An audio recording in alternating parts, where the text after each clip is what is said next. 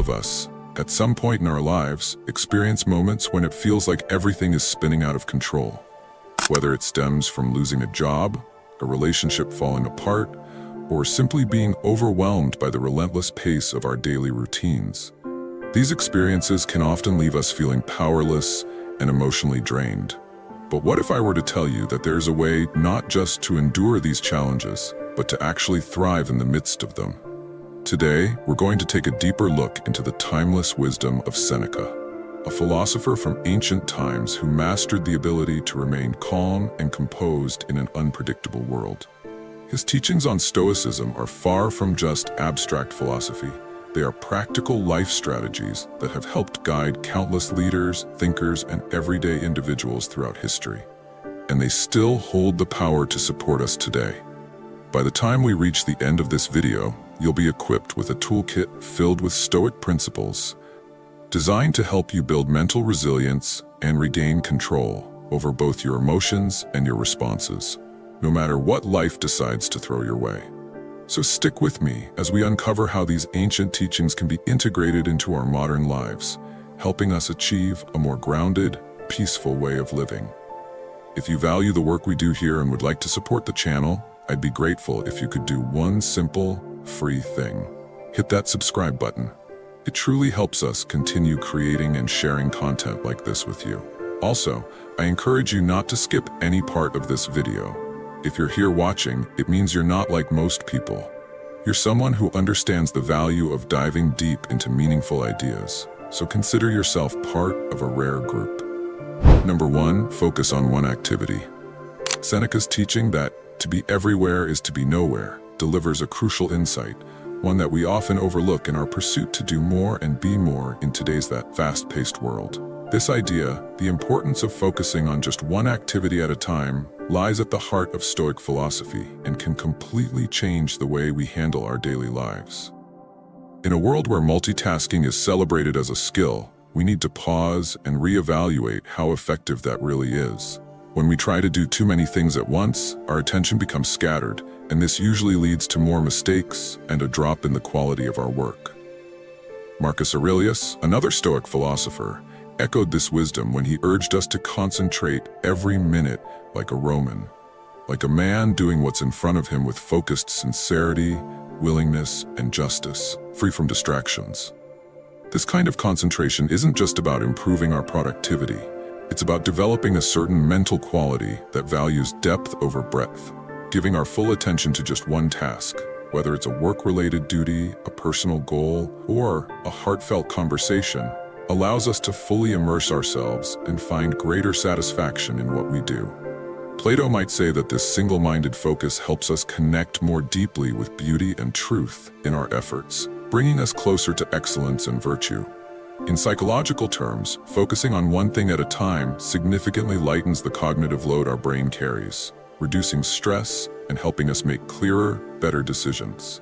Aristotle, who placed great value on developing virtues through consistent, right action, would likely see this as a practical way to cultivate temperance, helping us manage our impulses and resist distractions.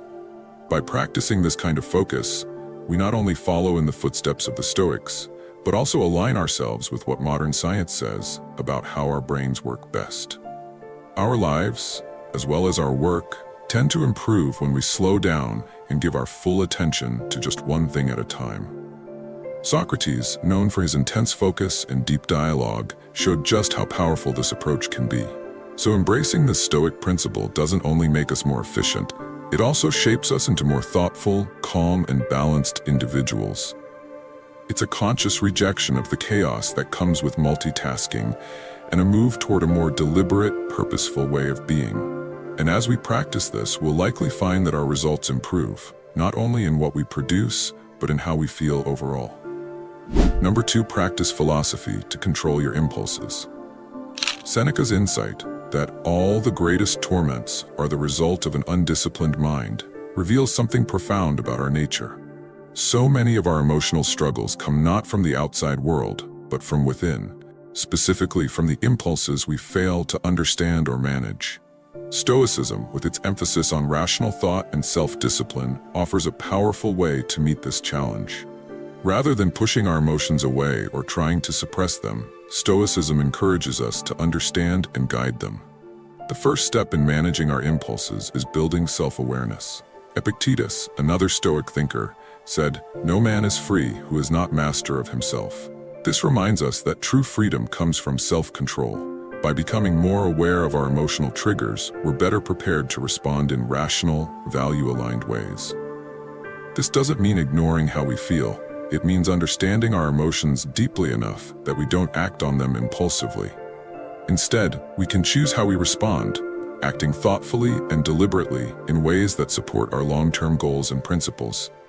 Aristotle also emphasized the need for moderation, encouraging us to find virtue through balance, a concept he called the golden mean. In terms of impulse control, that balance lies between reacting recklessly and doing nothing at all. Practicing philosophy daily helps us turn rational thinking into a habit. Marcus Aurelius often reminded himself to align his thoughts with virtue and reason. In one of his most famous reflections, he wrote, "You have power over your mind, not outside events. Realize this, and you will find strength." This mindset centers our attention on our own responses rather than on the chaos around us.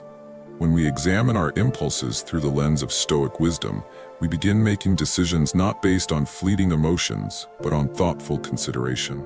Over time, this habit strengthens our inner stability and helps us live in closer alignment with our values. The Stoic way of impulse control isn't about emotional suppression. It's about self-mastery.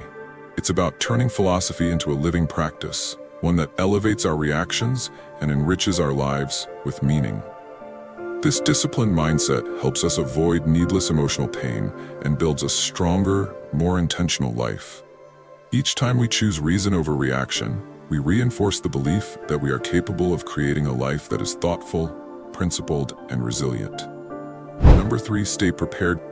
Seneca, whose teachings center around preparation, once famously advised us to mentally rehearse all the possible misfortunes of life: exile, torture, war, and shipwreck. At first glance, this advice might seem a bit extreme. After all, most of us aren't facing high-seas danger or battlefield risks. But what Seneca is really teaching is the value of mental preparedness, a core pillar of Stoic resilience. In Stoicism, we're encouraged to anticipate and visualize difficulties before they happen, not as a way to live in fear, but as a means to soften their impact when they arrive. This exercise is known as premeditatio malorum, or the premeditation of evils.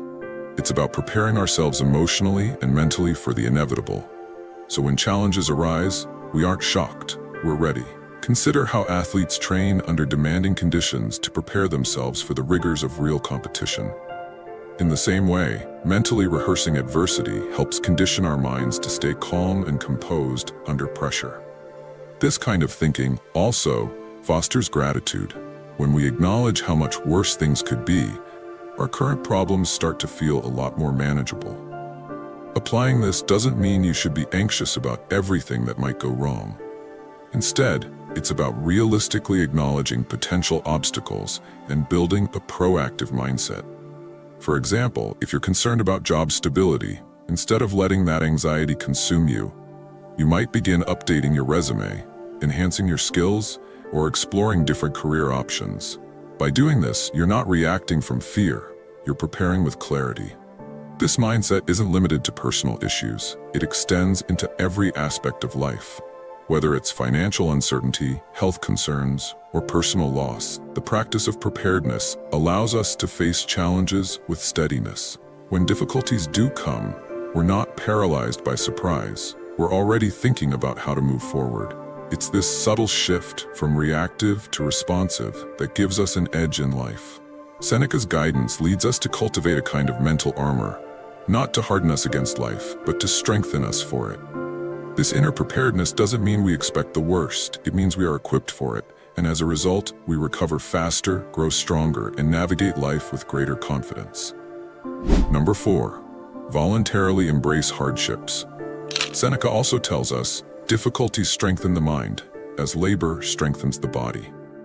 At the heart of Stoic teaching is this idea. Deliberately placing ourselves in challenging situations builds mental resilience. Although it may sound counterintuitive, Voluntarily embracing discomfort isn't about self-punishment. It's about toughening the mind for life's inevitable hardships. Think of it like how an athlete might train under extreme conditions, not to suffer unnecessarily, but to become more adaptable and strong for the real test ahead. In the same way, by willingly engaging in uncomfortable situations, whether it's taking on a hard project at work, speaking in public, or choosing to live more simply, we expand our mental endurance and flexibility. Seneca believed that when we step outside our comfort zones intentionally, we're not just confronting our limits, we're expanding them. Take public speaking, for example. If it terrifies you, but you push yourself to do it regularly, over time what once felt overwhelming becomes not just manageable, but second nature. This Stoic practice is not about seeking suffering for its own sake. Instead, it's a way to grow by facing challenges head-on. In a world that often praises ease and comfort, choosing the harder path can feel unusual. But Stoicism invites us to rethink what real comfort means. Is it merely the absence of pain, or is it the inner strength and calm that comes from knowing we can endure adversity? By intentionally stepping into discomfort, we don't just build strength, we also develop gratitude for our current circumstances. When we know we can endure less, we come to appreciate more. Life becomes richer, not because it's easier, but because we've strengthened our ability to handle it. This practice also deepens our belief in ourselves. With every hardship we take on and overcome, we're reminded that we are more capable than we once thought. That sense of accomplishment, that quiet confidence, it's one of the greatest gifts Stoicism can give us. So let's take inspiration from Seneca and start seeking out opportunities to challenge ourselves, not to suffer, but to grow. Number 5.